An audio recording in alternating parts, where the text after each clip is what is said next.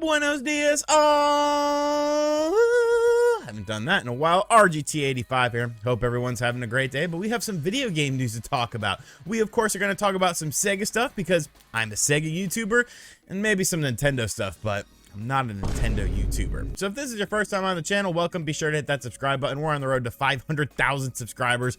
I'd like to hit it eventually. But without any further ado, let's talk about what's going on in the world of video games. And we're going to start things off with Sega because, well, I'm a Sega fanboy. I love Sega, and I love the company of Sega. So whenever I hear that Sega is doing good, and I hear that there's more Sega coming to me, I get very excited, and you should too, because Sega kicks ass, you bastards. Sega announces strong financial results, plans to release 12 new games this fiscal year. Yes, this is very exciting stuff. This is coming to us from TechRaptor.com. So basically, money is up right now for Sega. They're doing very well from a financial standpoint, and it's not because of stuff that we don't care about, stuff like, you know, mobile games or pachinko machines or something like that. It's actually coming from the video game department because of new releases and re-releases of other games on other platforms. We could see here the solid performance was in part due to strong sales of some new games in the consumer area, i.e. full games for consoles and PC, including Sonic Frontiers and the multi-platform remaster of Persona 5 Royal. On the other hand, cooling market conditions caused sales of games released in previous years to be weak. That's fine. You know, when you look at previous years of Sega's games, they haven't been great or anything like that. And, you know, what's important is when you look at the numbers here, we also learned that Sonic Frontiers has now shipped over 3.2 million units as of the end of March 2023, while the Persona 5 Royal multi-platform remastered passed 1.7 million units. The latest numbers we had heard were 2.9 and 1.3 respectively by the end of 2022, so both games are continuing to sell steadily. And that to me is very important because Sonic Frontiers, I felt, was kind of a risk for Sega, you know, just from the standpoint of the fact that when you think of a Sonic the Hedgehog game, you know, there's two types. There's the 2Ds and then there's the 3Ds. And the 3Ds have always been much more hit or miss than the 2D ones. Even the really good 3D ones that we've gotten, many people don't hold them in the same regard as something like a Sonic Adventure 2 or something like that. But I feel like Sonic Frontiers was kind of a leap in a different direction, but it paid off because it got good critical reception. Yes, the Switch version of the game had some technical issues, but you know, that's probably more so on the hardware itself than on the actual game itself, because the actual game was fun. It was different. It was, yes, kind of startling for people who were used to a traditional Sonic the Hedgehog thing, but I loved it. I loved the interesting, you know, combination of just different genres that this game offered. You know, it took things from, like, yeah, you could say Breath of the Wild with the more open areas, but it also took things from like Shadow of the Colossus with these huge hulking creatures, and, you know, an interesting story, at least from a Sonic game perspective. I thought it was good. I'm not big into the Sonic lore and Sonic 2 with Chris Chan or anything like that, or I should say Christine Chan, whatever the hell they are going by nowadays.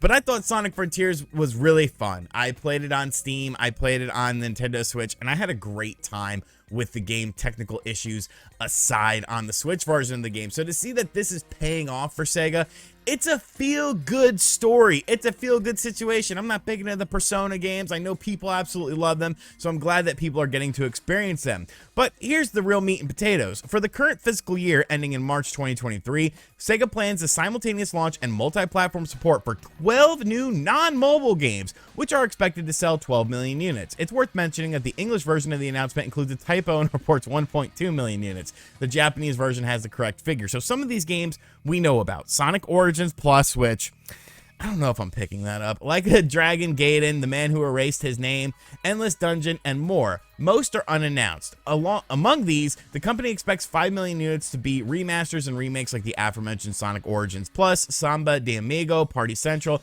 and E-Train Odyssey Origins Collection. So that's kind of what's exciting for me about this, is the fact that there are these unannounced titles. You know, we know about stuff like Sonic Origins Plus or whatever, and like, yeah, that's cool. Like, I'm fine with the original Sonic Origins. Just give me that freaking update for the game, because there was input lag in the original versions of those games, and we've been waiting for a very long time for that.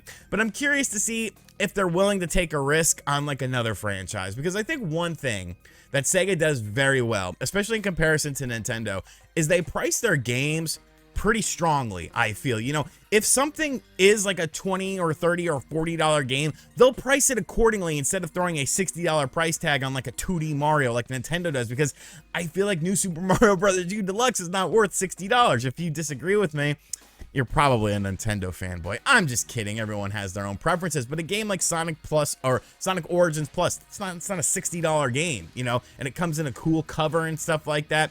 So I am hopeful for this. I would like to see some other classic franchises come back. You know, much like Nintendo, Sega has one of the best lineages, the best pedigrees of retro games, and franchises in general that only they offer. Shining Force, Daytona USA. You know, do collections of your old games. It's been a while since the Dreamcast games have gotten some love with some collections and stuff like that. Last time we saw that was during the Xbox 360 era, when those games were available on Xbox Live and PSN respectively. But whatever the case may be, I'm excited to see what these 12 games are, and just I'm happy that Sega is doing well, because it's been rough for them for quite a while. It's been a rocky road for them, like the ice cream.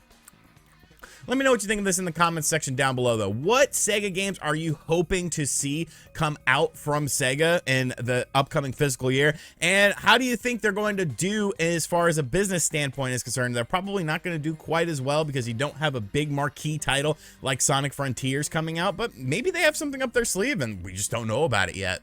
And finally, I guess we'll talk a little bit about Nintendo stuff, you know, whatever. But yeah, we have a situation brewing with The Legend of Zelda Tears of the Kingdom. Surprise! The game has leaked. And I'm not talking about, I've seen videos pop up like, Tears of the Kingdom is leaked, and it's like the back of the collector's box, and it's like, this isn't what we're talking about. Okay, when you say a game leaks, that means that people are accessing the game. People have the game in their hands, or people have the game on their computer. And up until this point in time, that was not the case. But actually, there was a situation where a seller on Mercari had a physical edition of the game and sold it for about $100, which, I mean, shit, bro. I'd have paid you $120. Like, you should have hit me up. Slide into my DM. Look, you know, slide. If you ever get something early, a video game early, slide into my DMs. If it's early enough, I will pay you a premium price for it. I'm not one of those virtue signaling sons of bitches. I'm out here to make money and talk about video games. And if I can get access to a game early, no matter the means of it, hit me up. I'm down to listen to you. I'm down to listen to your plea. But no, this is beyond something like that, the back of a box or an individual person selling it, because now it seems like the game has leaked online. Now, at the time of the filming of this video, I have seen official documents and official pictures of this game being uploaded to various servers. I would expect the game to be online, available for download on major websites, probably within 24 hours of the time of the filming. So, we'll say within 24 hours of the upload time of this video. So pretty soon this game is going to be online. People are going to be accessing this game via their PC, playing it on Yuzu or Ryujinx, and then spoiling the game online for you, because that's just how the internet works. So how can you avoid this situation? How can you be like, okay, you know what, I don't want to see any Zelda stuff. First and foremost, don't spend all your time on Twitter, because people are going to ruin it. Don't spend all your time on Facebook. Instagram, you're probably safe. They'll probably just be like dog pictures and stuff like that on there. But like Facebook and, you know, video game forums and stuff, stay away. Stay away. And I understand that it's annoying to have things ruined for you, especially if you don't want things to be leaked. I get it, but you have to be smart about this situation. You have to be conscious about the situation. If there's a fire burning next to you and you say, I don't want to get burned by this fire, you're not going to put your hand in the fire because you want to avoid that situation. So that's kind of what you're going to have to do with this. But it's going to be a very long wait for people, because people are going to be accessing this game. The game is already leaked out into the wild in terms of being available on sale over on Mercari. But now when it hits the online servers, that's the real leak, because then people are going to be playing this game. And I'm sure Nintendo's going to be furious. Look at how they've handled any sort of Zelda related stuff thus far, except for Wood getting a Switch OLED. Shoutouts to Wood on that, man. I'm surprised Nintendo never came after you. But, you know, beyond that, like the GameStop employee, you know, this, that, and the other, it's like, it's crazy. And they are going to bring down the wrath of hell upon these people, because essentially what happens is somebody gets their review copy of the game, and then they decide to upload it. It seems like this is a European upload as well. I don't know the scoop as far as when it's going to hit, but I would assume within 24 hours, you know, maybe 48 hours at this week, at the very bare minimum. In the early part of this week, Tears of the Kingdom will be online, being downloaded, and people are going to be playing this game. And it sucks. I wish Nintendo would make a system where even if the game leaks, it doesn't matter, because nobody has, you know, you don't see this with the PlayStation 5. You don't see this with the Xbox Series X, because those games could leak, and it's like, oh, we don't have emulators to run these things because of the proprietary components of these systems, and you can't emulate them. But the Switch is so damn easy to emulate. You can even emulate it on your Android device. Maybe one day I'll show you how to do that, because I'm an emulation guy. Alrighty, so that is going to do it for today's video. I hope you guys enjoyed it. Be sure to give me your feedback in the comment section down below. What do you want to see SEGA create in 2023? And I mean, there's Virtual On. I'd like to see a Virtual On. Everyone's excited for Armor Core, even though they never played it. People can get excited for Virtual On as well, because it's a more fun game. And of course, Tears of the Kingdom leaked. Shouldn't be surprised by this. Nobody should be surprised by this. Literally every Nintendo Switch first-party game leaks. It always happens. It's always going to happen. The only way this won't happen is if Nintendo makes a system that's not easy to emulate. Hopefully the Switch 2 is like that. And as always, guys, thank you for checking out this video. If you are new to the channel, be sure to hit that subscribe button, like, comment, and share. Hit the bell notification as well. And as always, I'll catch you guys on the next video. Later.